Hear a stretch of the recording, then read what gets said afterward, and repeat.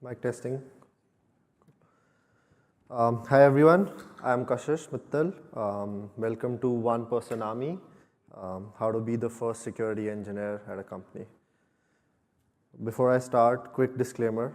So all the opinions expressed are solely my own and do not express the views or opinions of my current or former employers. So now that I hopefully will not be sued, let's start the presentation. So currently I lead the security initiative at Mobile Data Labs team in Microsoft, which was formerly a startup by the name of MyLikeU, based out of San Francisco. Previously I've worked for companies such as Elevate Security, Duo Security, Scilab, Bank of America, Deutsche Bank, etc. And yeah, this is how I speak. So if you haven't noticed, I have an Indian accent. I'm not pretending to be Apu from The Simpsons or doing a bit. But if there's anything that's not clear, feel free to interrupt me, and I'll be happy to repeat it. Also, I might mistakenly use some security terminology. So if it's not clear again, just raise your hand and I'll be happy to go over it. So a bit of background about me. So how I got into security is I went to this small school in Pittsburgh called Carnegie Mellon. I basically fell in love with the security courses offered there, and I decided to take that up as a career. I did security research after that at Scilab, and so we have a CTF group out of there called PPP. Some of you guys might have heard of it. For those who don't know what a CTF is, so it's like a online security game. So it stands for Capture the Flag. So some of you might have heard of the physical version, which is played out in the real world, where you get a bunch of hints and your objective is to capture a flag or some sort of gift or prize at the end. So this is just like the online representation of that. You get a bunch of clues and your objective is to capture a alphanumeric or hex string, which is basically the flag. And it involves security concepts like reverse engineering or web or forensics or crypto. So yeah, that's how I learned a lot of security, and I'll go over later why that's important. So yeah, so you guys have just come out from snacks and it's late afternoon, so let's do a bit of exercise. So how many of you guys in the room are security engineers? We have like 5, 6 of them. Cool. And how many of you are DevOps, backend? A lot of you guys, nice. Any one of you front-end, back-end developers? A lot of repeats, cool, nice. Have any of you guys been in this position where you had to be the first security engineer at a company or a team, or basically start the security team at a company? A lot of you guys, cool. So hopefully you'll learn from this. And any of you who don't identify as security engineers but were thrusted upon this responsibility to manage security even though you were doing other things? Cool, yeah. Hopefully that makes it better from you guys from next time. So yeah, so what makes me qualified to talk about this, right? So I've had significant experience building security teams from the ground up. I've pretty much worked mostly in hyper growth and high risk startups. The first startup I worked for was Duo Security. I helped start and build the application security team there. I'll go over more of these experiences in detail in a bit. Then I was a founding engineer at Elevate Security, and most recently I started the information security program at MyLikeU, which then got acquired by Microsoft, and that is where I'm currently at. So yeah, so Duo Security. So Duo Security is a company based out of Ann Arbor, Michigan. Their primary offerings were 2FA, so two-factor authentication, and authentication, highly sensitive data, and it actually recently got acquired by Cisco. So I was the first dedicated application security engineer there. I helped build the AppSec team, and we were a team of 4 by the time I left.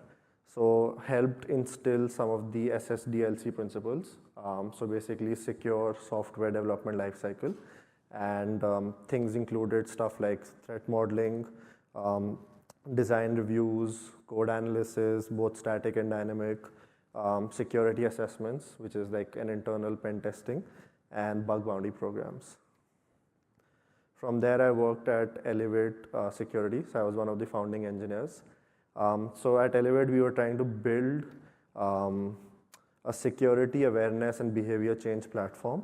And basically the idea was to help enterprise organizations with their corporate security requirements. And yeah, I rolled out security training and phishing campaigns and stuff like that. Yeah, most recently I worked for MileIQ. So MileIQ is a mileage tracking and expensing application. It got acquired by Microsoft. So I was the first security hire there. There was little to no security before I had joined. And part of my initiative now is to lead the AppSec, CorpSec, InfraSec, and a bit of compliance at the company. And if all of that doesn't convince you, you can rely on my black hacker hoodie. So hopefully that. So yeah, so basically, speaking in computer science terms, building security from 0 to 1. But if you think about it mathematically, there's an infinite number of possibilities that lie between those two numbers. So yeah, so what I'm doing today is trying to share some of those key learnings that I had over these multiple experiences, and people who are in those shoes can hopefully benefit from it in the future. So yeah, so how I looked at all these experiences and how I looked at this ideology was basically this one-man army concept. The Wikipedia definition basically says a heavily armed and well-trained combatant able to face numerous enemies alone. So I want you to pay attention to the parts that I have highlighted or put in bold. So basically heavily armed. So in the security context, what this means is having the right set of tools and techniques and technologies that you need to perform your function. Well-trained. So well-trained because this is a specialist job. You need background, you need contextual information, and you need training to have done that earlier or been in similar shoes. And the last part is numerous enemies alone. Because the idea is that once you're the first engineer, for some time you're pretty much managing the security charter on yourself. So there's a wide gambit of things that you need to defend against. So that's why defending numerous enemies alone. Also to clarify, so when we use the term one-man army, it's just borrowed from traditional army systems. So we are not differentiating between male and female. So it can very easily be a female engineer who does this. So yeah, again, just to make it simpler, I just will call it one-person army from here on in. So yeah, so let's talk about how do you get to becoming this first-person army, right? Or how do you get to becoming the first security engineer? So yeah, some of the fundamentals that you'll have to do in pretty much every job, but more so in this position. So familiarizing yourself with the organization, how it works. This is very similar to the reconnaissance phase of a pen test for people who've done that or who've heard of that. So, figuring out how is the decision making done, who are the key stakeholders, who are the people who care about security, who are the people who don't care about security, at what pace do you need to operate, and what will be the impact of some of that. So these are some of the non-technical things. And then from a technical standpoint, looking at the technologies and tools. So what tech stack do you guys use? How can you go about figuring out some of the loopholes there? And one important key takeaway that I would like you guys to have is to identify a few associates who get security. So if you're being hired, at least one person in the organization would have thought that security is important, and that's why they've hired you. It can be the CEO, it can be the CTO, it can be the head of engineering, it can be one of the DevOps engineers who has so much work that he or she can't manage it on their own now.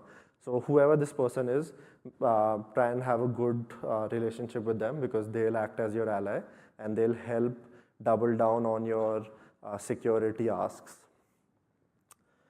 The second thing is basically making an impact early.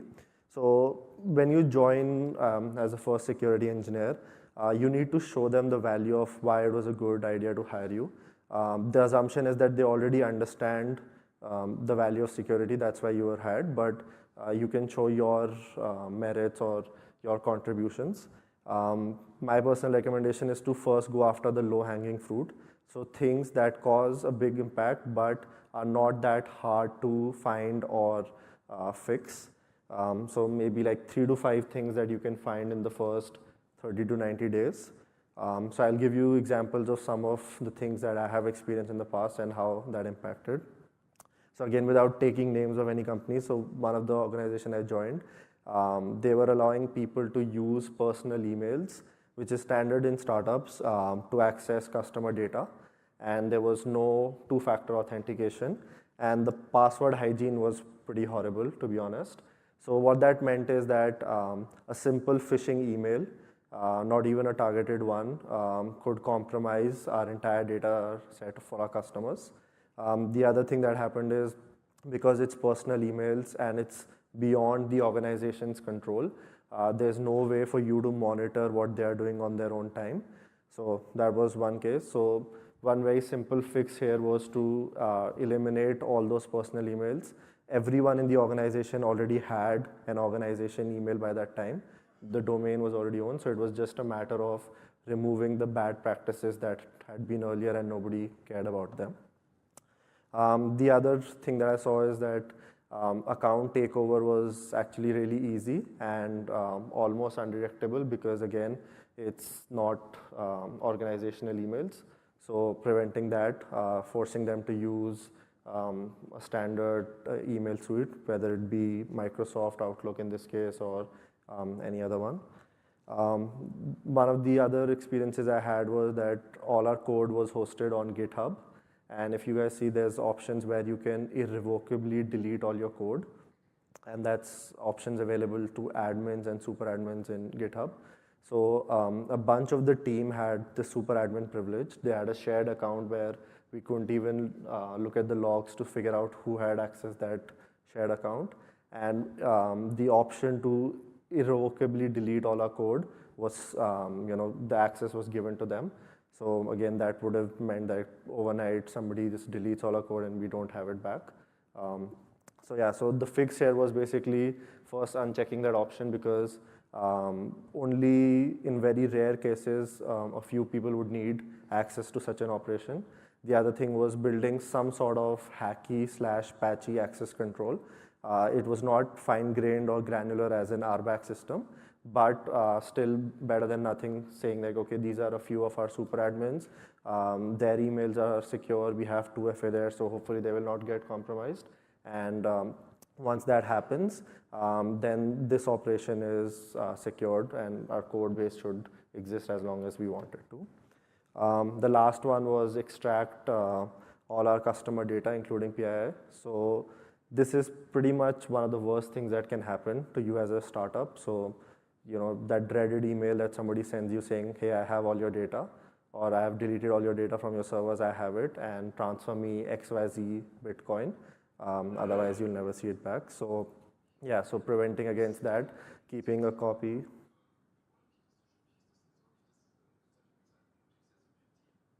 Hi.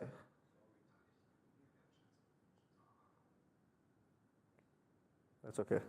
So basically preventing this from happening. So 2 steps. So keeping a copy of all your data, encrypting it so that even if somebody gets access to it, they can't make head or tails of it. And finally, like being able to recover your data from your copy or disaster recovery plan if in case something like that happens. So the next thing is this technique I called secure document repeat.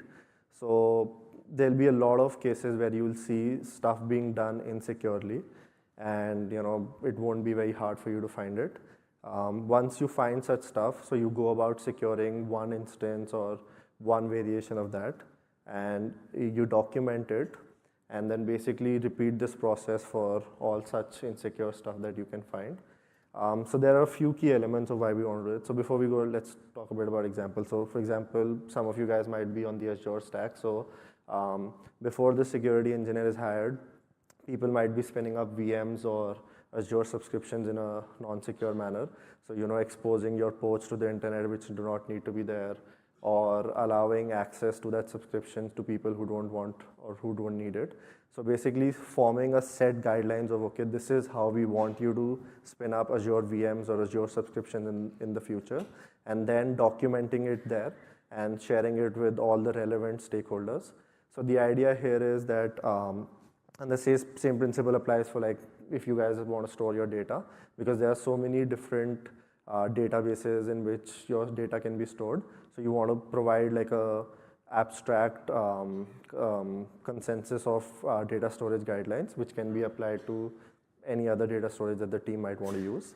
Yeah, so the reason this technique works, or some of the advantages of this, is that firstly, you want to be efficient. Like being the only person there, you are always stretched for time. So you don't want to have to work on the same thing over and over. So if you've told 2 engineers how to fix that, you don't want to waste time explaining the same exact thing to 2 different people. So that's one thing. The other thing is availability. So if you're out on vacation or if you're not available for some time, whatever, you would want these guidelines to be available. So that's why documentation becomes really key. And the other aspect that I like about it is that it's a very repeatable process. Like you can follow this for VMs, and you can follow this for subscriptions, and you can follow this for databases, and you can follow this for your passwords. So that becomes a trend, and that's how the expectation works. So once you roll out that guideline document, your engineers and your employees will be, looking out for the next thing. So that's secure document repeat. The next component is education, evangelism, and communication. So if there's one thing you guys want to take out of this talk today, it's basically this. This is the biggest part of the job. Basically educating yourself and others around you about security. The other aspect is that evangelizing your work and also the impact of your work, is really important. So, whether it be posting a Slack message or sending out a communication on Teams, or letting your manager and the CEO, CTO know about it. So that's one. In this whole exercise, the biggest learning that I've gotten is that communication is the key. Like how you communicate, how often do you communicate, to whom do you communicate. So there are different strategies that work for different situations. There's no one golden rule that can be applied everywhere. So there's this one technique in security that we call shock and awe or fear technique. So that's basically instilling some amount of fear for a possible breach/incident that can happen if certain XYZ guideline is not met. So examples include, if you find something, you can go up in all hands or some kind of meeting, demo like a live hack, and show how you were able to take over this system or a server, or how you were able to extract the data to the rest of the engineers. So that drives home the point that, okay, this is something that's serious, this is something that can happen. So that fear motivates a lot of people to start working in the right direction. In some cases, you would want to provide more of a helping hand or a support system. So the idea here is like a lot of times the deadlines to ship code will be near, and for some reason the developers of that product or the PMs might have not followed significant like headway to you to say that, okay, we are going to release this, can you take a look at its security. So making those exceptional cases work by saying, okay, it's fine, like even if it's like 2 days away, I'll work on it today, or I'll postpone some of the other stuff, and provide that flexibility. The other thing is communication in a private versus a public format. So there are some things that need to be broadcast to the entire organization, and there are some highly sensitive interactions or transactions that happen, which need to be limited on a need-to-know basis. Some cases of this include if you find something that's malicious or something that you think could have caused a breach, and that will require extra exploration. So this is something that you don't want to like immediately reveal to the entire organization, because everybody who knows it becomes part of the investigation for all such incidents. So that is one thing. The other concept is basically doing a lot of knowledge transfer, and that's done through workshops and trainings. The key point here is a lot of people actually miss out on non-technical employees. And this thing, like if I talk to the devs or if I talk to the coders and I help them write more secure code, that's pretty much it. Data and research has actually shown us that that is not the leading cause of breaches and incidents. So be sure to include your non-technical employees and provide them corporate security training. Yeah, so developer security workshops, security 101 training, especially if security is new for the organization. So yeah, some of the presentations I have made earlier to drive home the point include this thing which says like basically security is not complete without you. So this was something we catered towards the devs, and how to keep yourself safe at home and work. So this was catered towards the whole organization, where we realized that the security hygiene is not good. So we need to educate them on the basics. Any questions so far? That's good.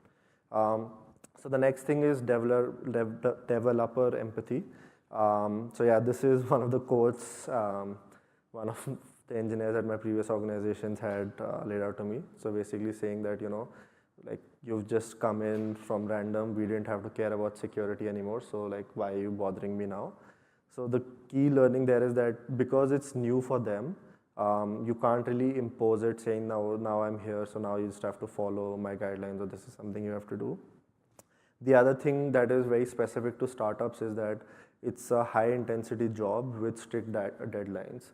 So like, in most startups, you'll see that code ships or product ships every 2 weeks, every 4 weeks. So they are running under a very strict timeline. So it's hard for them to accommodate a lot of new stuff, which you need to be empathetic towards. The last thing here is that a lot of times product and security will have differing motivations, right? So your PMs would want to get the product out of the door as soon as possible so they can iterate on it, they can get feedback. So you have to strike that balance both with the devs and with the PMs to say, okay, this is something that's fine if we build or roll out in the next release, or this is something that's critical. We can't let the product go out in this shape, and even if it means delaying our current release cycle, this needs to be done. So yeah, so the next thing is Security Champions program. So have any of you previously heard of it or been part in a Security Champs program? Few of you. Yes. Yeah, so for those who haven't heard of it, it's basically like a support program for the security team where non-security dedicated employees help out with security stuff. So when I say non-security dedicated, it's because my belief is that security is everybody's job. So there's no technical non-security employee, like all the employees are security employees, but it's not a dedicated person, like it's not his or her job to just focus on security. So yeah, in some places it's also known as security ambassadors or security satellites program.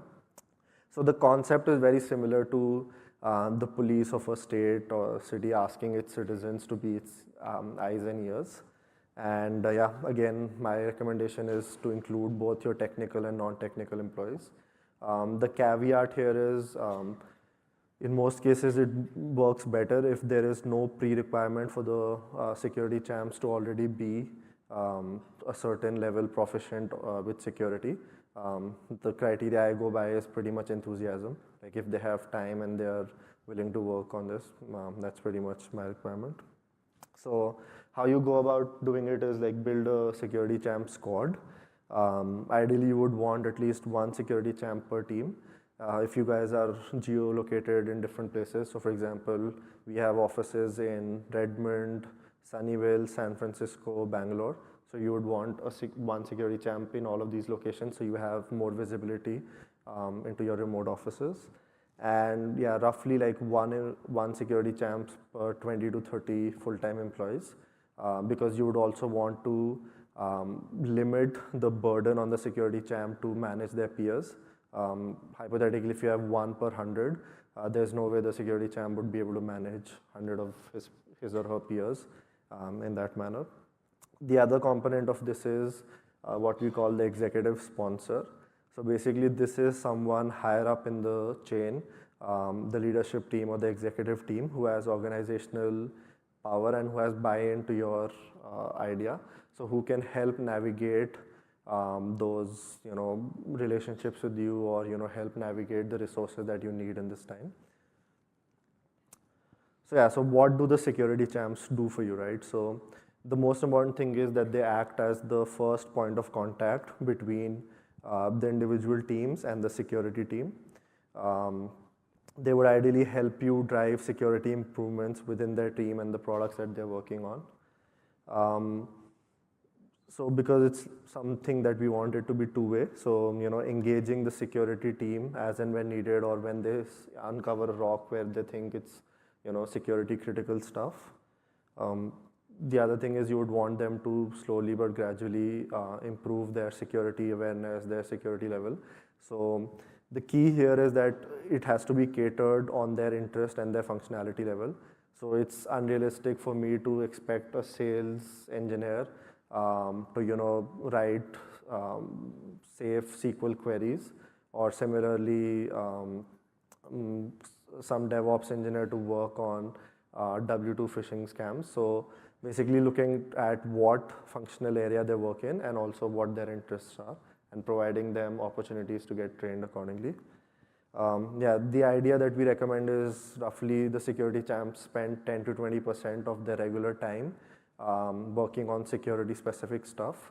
And because you again don't want conflicts or clashes with product, so it's really important to get buy-in from their managers and get approval to make sure that they're okay with the security champs spending this much amount of time on security. So yeah, once you pitch this to your organization, obviously the security champs will wonder like what is in this for them. So yeah, again, the biggest thing is like they get to enhance their security knowledge and awareness. Some people would really find that valuable, and these should be your first batch of security champs. The other advantage that I always propagate is like security is an up and coming field, whether you're in sales, whether you're a developer, whether you're a PM. Having security context will always help you highlight your resume and help you in your career. In all the research we've done amongst security awareness employees, the idea that we found is that recognition and appreciation from managers and leadership team is the most valued perk of a security champ from employee standpoint. So helping that out, whether it's a simple shout out that the manager can give in the next one-on-one, or whether it's some sort of automated bot you want to write for Teams or Slack saying that, okay, this guy helped us out with this. So basically, getting them appreciated and recognized for the work that they did. Then the biggest motivation for all of tech, which is basically swag.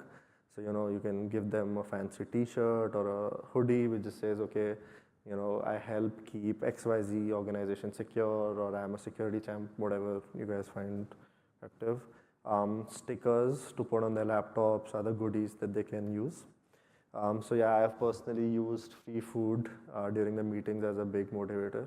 So basically the key is to figure out what works for your employees and what do they care about, and help them provide that. So some of the advantages of having this security champs program, right? So firstly, it helps you establish a security mindset amongst non-security dedicated employees. The other thing is enhancing the security culture of your organization.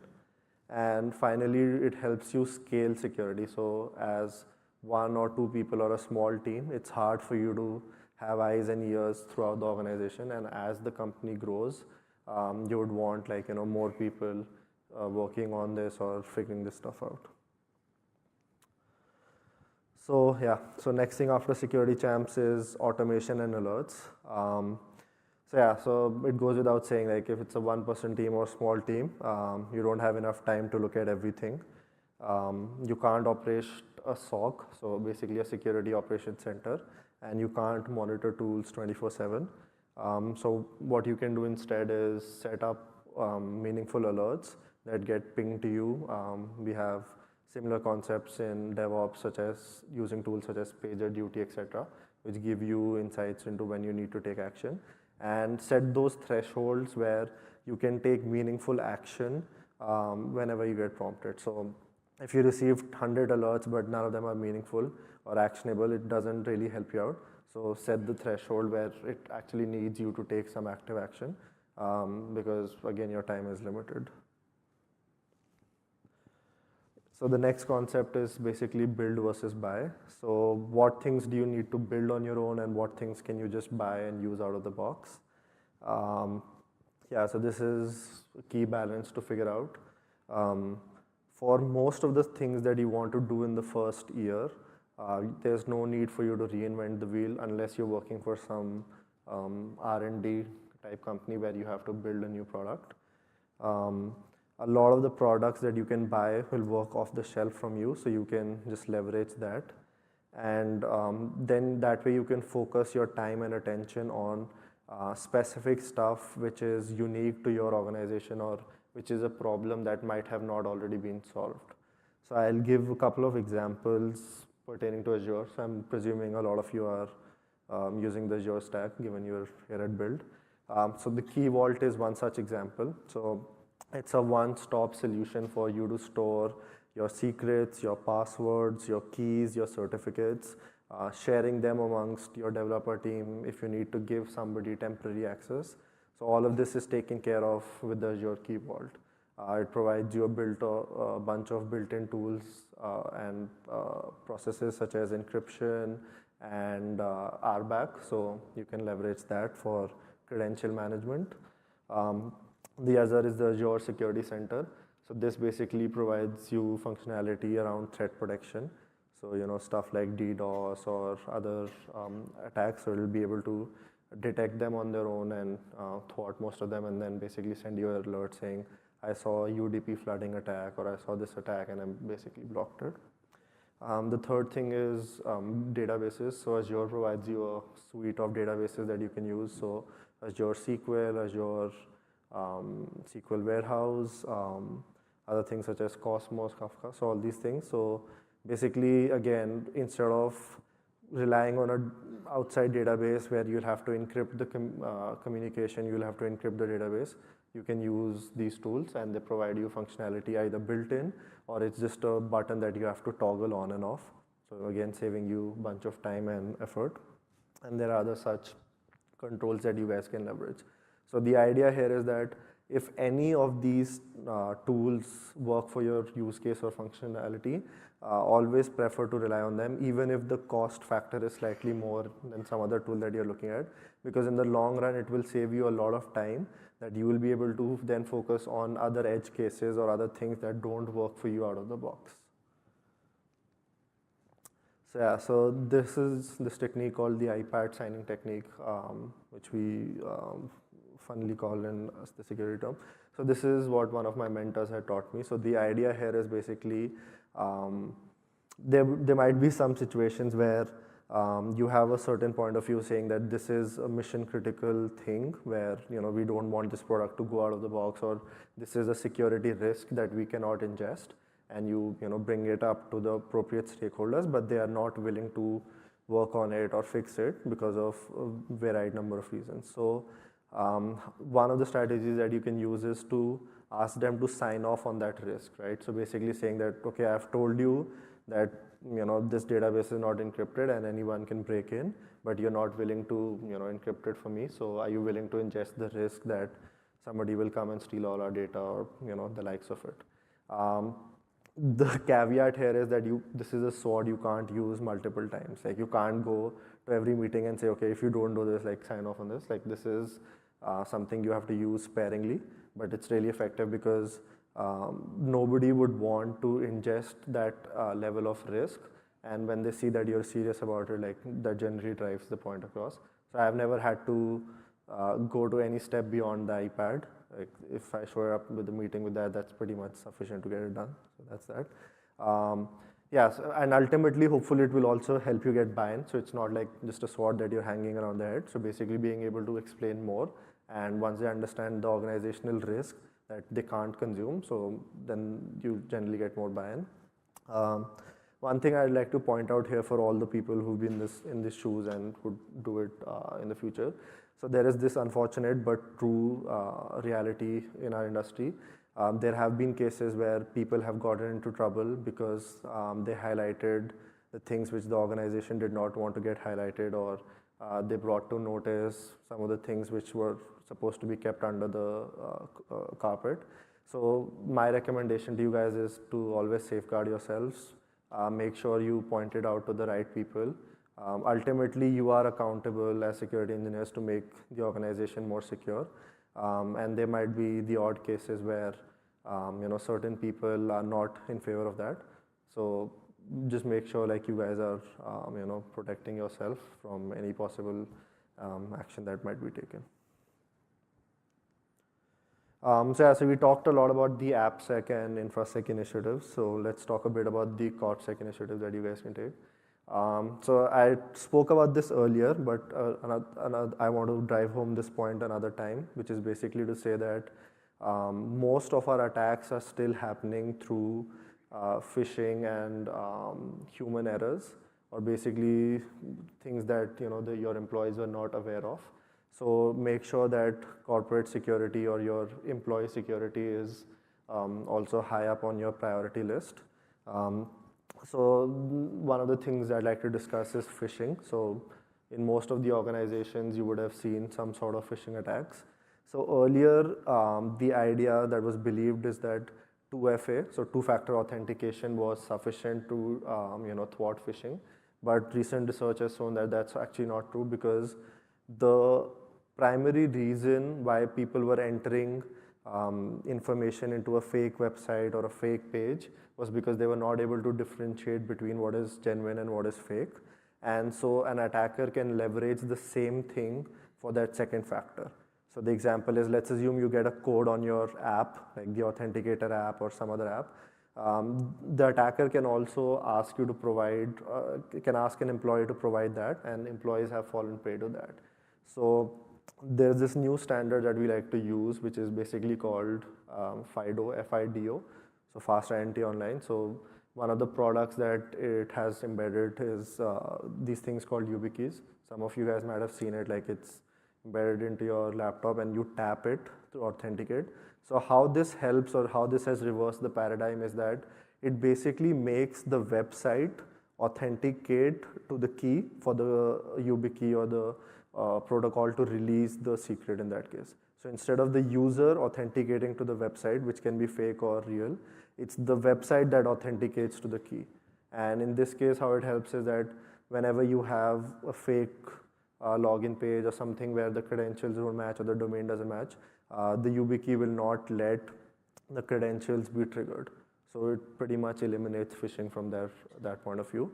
So this is an example of how you want to make it easier for your employees. So there's always a trade-off between usability and security, right? So you're providing them with a key. So obviously it's more work when they have to log in, just simple plain text username and password. But it's the trade-off is that you get a lot more security for a lot less compromise of usability. So this is ideally the thing that you should aim for.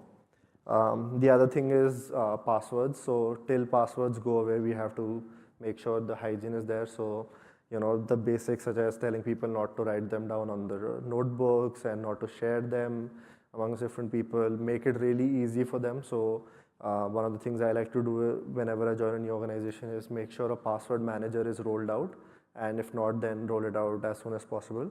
So giving them a safe space to store all their passwords, educating them on how a password manager works, and then also allowing for secure sharing of credentials or passwords where it's needed. The third thing is malware execution. So basically, a lot of times they've downloaded stuff which appears to be one thing, but it's actually the other thing. They executed, now you have malware on the machine or the server. So, helping them educate about that, saying, okay, this is how you can look out for certain things. And then also ideally having some sort of tool that's running on their machines or on the server, which prevents or protects or at least informs you when such an incident happens, so you guys can take care of it. The fourth thing that we care about as a CorpSec initiative is data access control. So basically explaining that, what does access control mean, or what does authorization mean, when do you want to give certain access to certain employees, and also instilling in them this idea of a need to know basis, or basically limited access. So only the people who need the access and the minimum amount of access that needs to be done to perform that job should be granted. So these are some of the things you can discuss with your employees. Yeah, so the next thing is security training and awareness of your employees. So we touched upon it briefly. but this is one area I've been working on significantly, so I want to touch on a couple of things. So the current methods that we guys use in corporate security training are not effective, they're not great. So in most of the organizations that I've seen, there's basically either a bunch of videos that I see and I answer a multiple choice question test after that, or a big corpus of text that I've provided as the information security policy, and I basically Control F or Command F find the answers and put them in and never bother with it. So yeah, so this has a gambit of problems associated with it, but basically I'll discuss like how it should be done ideally. So firstly, the training needs to be customized per your employees to have maximum ROI. So basically think about it this way, right? Like, so as developers or as technical people, we don't get the same sales training as a sales engineer, right? So why are we providing the same security training across the board?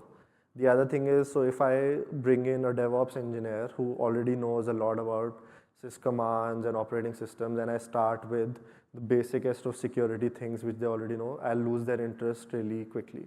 Similarly, if I go to the other extreme where I start off with really complicated stuff, which is like hooking up a reverse proxy shell using a SQL injection, and I provide that to a sales engineer or an account engineer, it's going to go over their head.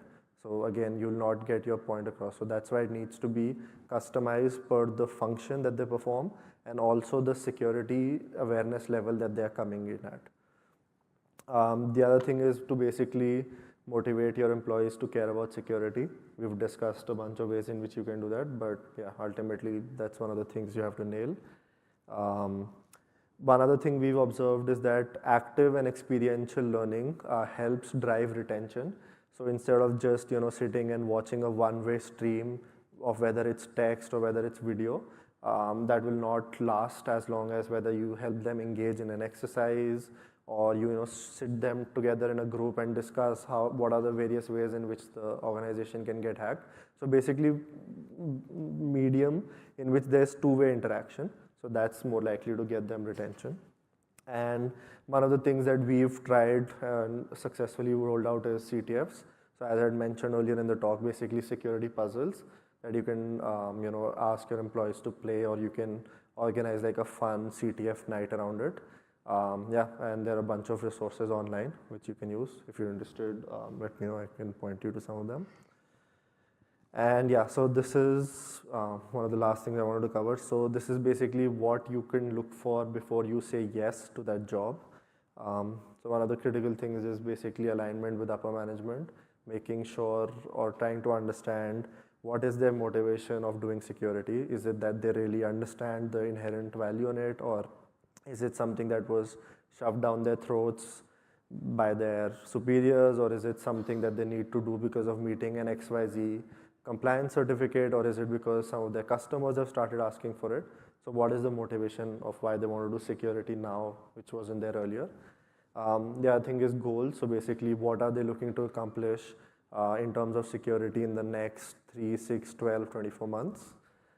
Similarly, yeah, that timeline laid out, saying a lot of startups might hire you saying, okay, we want to get our ISO certification done in 2 years, or we want to get HIPAA in the next 6 months. We are getting rejections from customers because of stuff like that. So figuring out that timeline. The other thing is budget.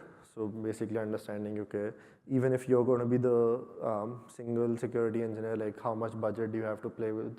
Can you get a bunch of tools? Can you get some sort of security professionals on retainers in case of incidents and responses?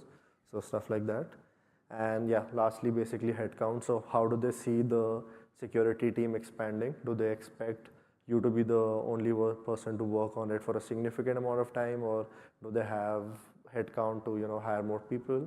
One thing that I've experienced is in startups, you'll have to be more flexible. You can't just be rigid in saying I want 2 or 3 or 4 people. So in some cases there might be budget but not a headcount, so you can explore hiring people as consultants or contractors. And if you're located in San Francisco Bay Area like I am, like hiring is a nightmare, especially for security. So you'll have to look beyond that areas to maybe hire people who can work remotely, or even people outside US, so maybe the European or Asian market. Okay, so yeah, this is the last thing. So basically, one point I also want to mention is that it's not all rosy. Like there are really good days you get a lot of appreciation, especially if you find critical things or you help reduce the risk for the organization. But there'll also be really tough days.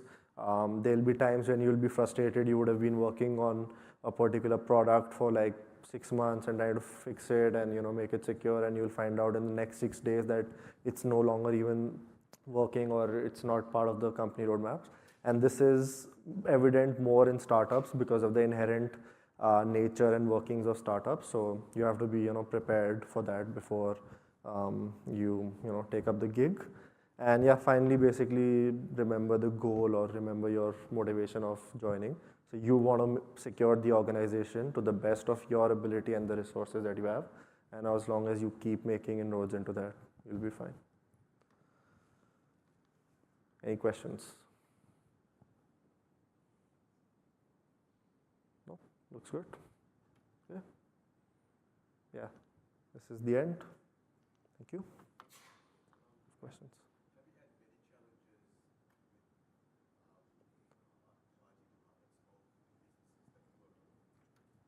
Sorry, I couldn't hear you. Can you speak a bit loudly?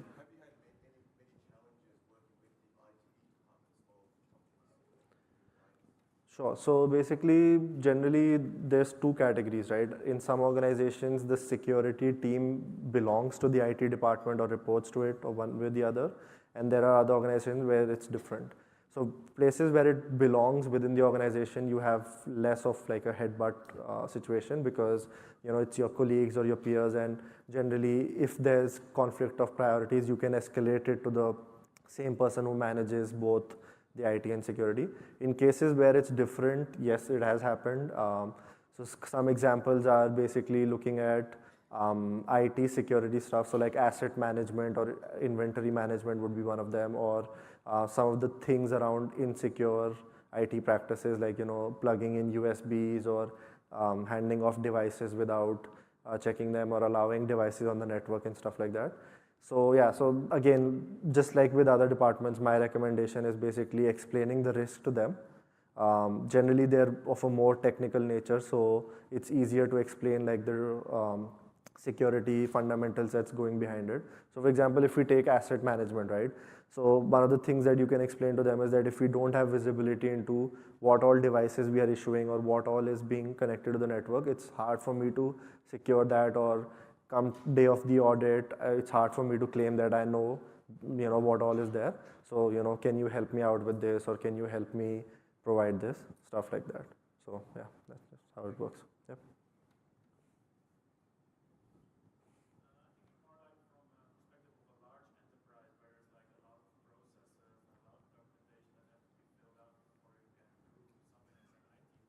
Yep. Yep. Yep. So this is completely true with larger organizations. So there's definitely going to be more red tape. There's definitely going to be a larger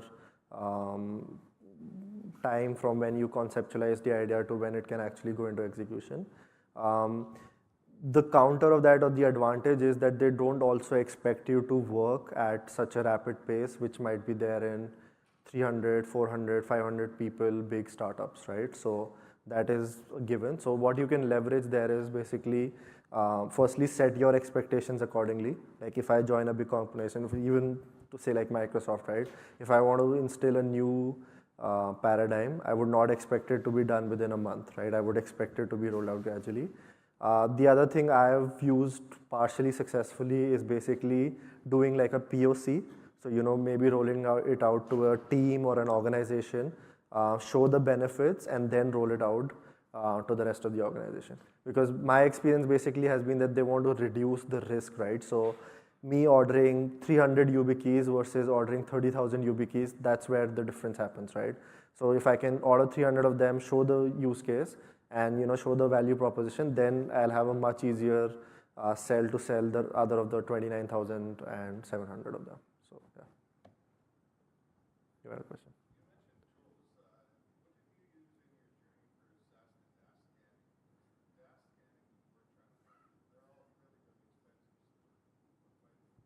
Yes, so that's right. So in that case, I had actually built a custom dashed scanner. Um, so there we were trying to do, again, dynamic analysis, but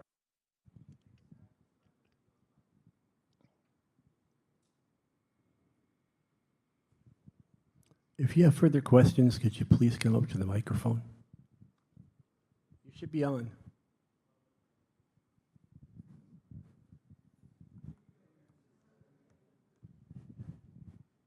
Hold on.